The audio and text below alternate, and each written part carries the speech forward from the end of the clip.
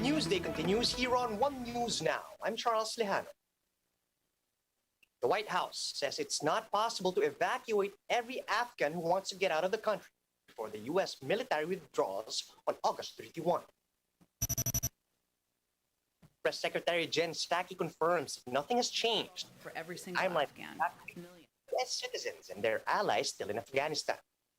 This announcement comes on the heels of suicide bomb explosions outside the Kabul airport that killed 13 U.S. troops. Flags were lowered to half staff at the White House and all public buildings to mark their deaths. Meanwhile, local officials in Kabul said that at least 60 civilians were killed from the attack.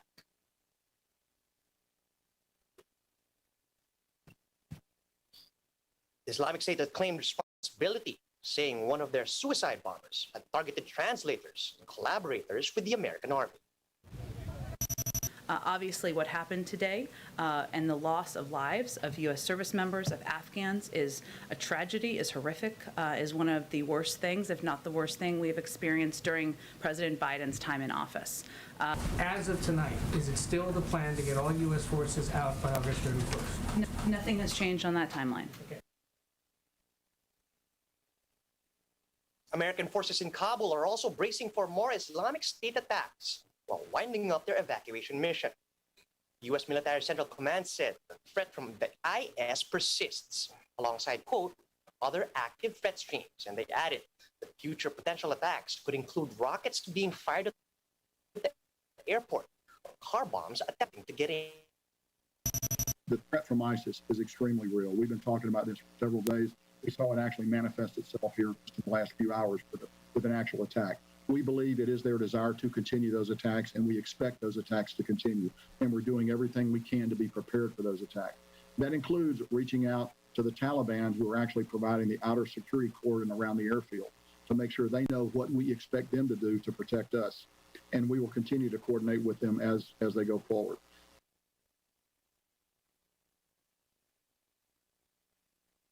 Back on the home front, President Rodrigo Duterte is asking the Commission on Audit to give the government some elbow room to comply with its recommendations. During the talk to the people last night, President Duterte said that the executive department will comply with the COA's proposals. But the chief executive said that the Commission should also give them enough time to do it, since we are still in the middle of a pandemic. Ito naman, kung may trabaho siya, patapusin mo muna.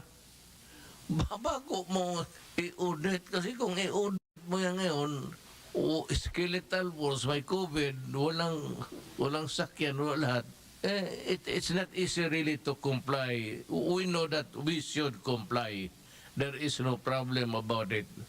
But can we have just enough elbow room at time? Do not adapt the standards of the pre-pandemic days. Duterte is also discrediting some senators who are seeking to probe the COA's latest audit findings.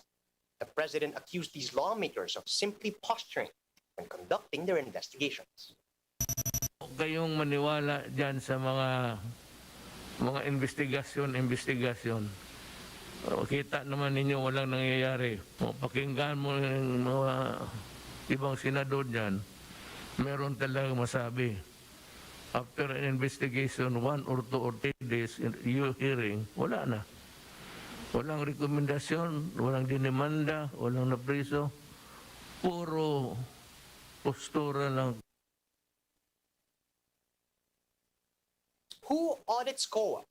President Duterte asks this long-standing question after scrutinizing the agency for flagging the health department's supposed mishandled funds. Though the commission is responsible for auditing its own funds, Duterte says he's willing to take on the responsibility should he become vice president. This, however, is not part of the constitutional mandate of a vice president. Still, Duterte said he wants to audit not just the COA, but also the entire government, as well as his own funds, if he wins the VP post in the 2022 elections. Somebody should do it. I will do that if I become vice president. Ako na lang rin ang mag-audit sa lahat ng gobyerno. Lahat. pati yung akin. Mag-umpisa ako sa akin.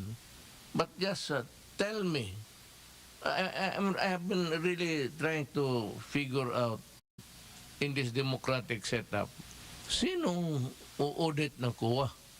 That is my question. The president also said that he's becoming more convinced to run for the vice presidency in 2022. Duterte claims he has no personal interest with this move except to serve Filipinos. Mukhang tatakbo na talaga ako, Sal. Na nakukonvince na ako. Baka dalawang appearances mo pa, ilang mayor pa siguro, talagang sisigaw na ako ng bansay. More call center jobs are expected to open in the Philippines this year as COVID-19 cases continue to surge in India. But the problem is BPO employees outside NCR are still not getting vaccinated fast enough. Mobile journalist Pamela Vasquez gives us the front seat to the story.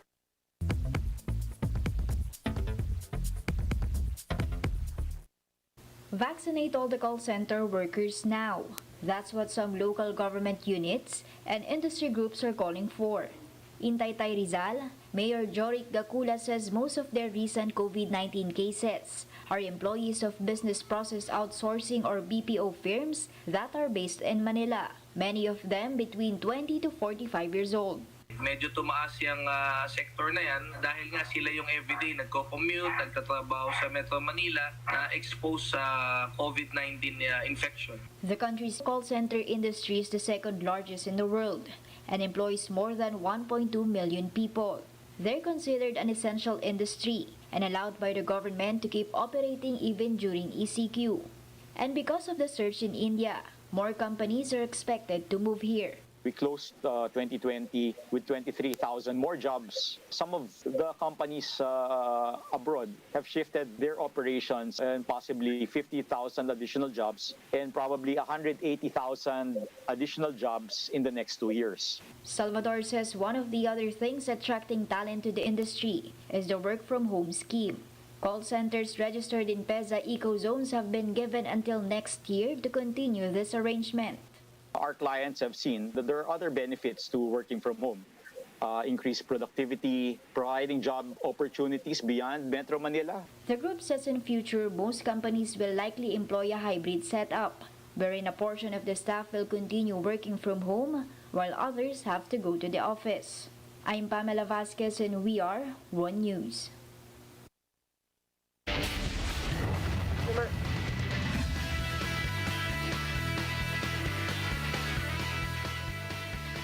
Filipino para-swimmer Ernie Gawilan fails to advance to the final round of the men's 200-meter individual medley. This comes after finishing 9th out of 13 participants. It was a close call for Gawilan since he was only 8.06 seconds behind the last qualification spot. And at any moment now, wheelchair racer Gerald Mangliwan will compete in his first race at the Tokyo Paralympics for the men's 400-meter category. Here's a quick look at some of today's headlines. Not temporary, it lasts forever. U.S. President Joe Biden vows to continue their evacuation efforts in Afghanistan to hunt down those responsible for the twin explosions in Kabul. Bugbog na kami. That's what PhilHealth Chief Dante Gueran had to say during yesterday's House hearing on the state insurers' unpaid claims. And People's Champ Manny Pacquiao is hinting at a possible rematch against Yordenis Ugas. And those are the top stories at this hour. Join us again later at 12 noon as we continue to monitor the day's biggest stories. You can also catch One News on the Signal Play app. Register for a free account at www.signalplay.com so you can stream One News live anytime and anywhere. I'm Charles Lejano. Mask on, wash hands, and stay safe, Philippines. We are One News.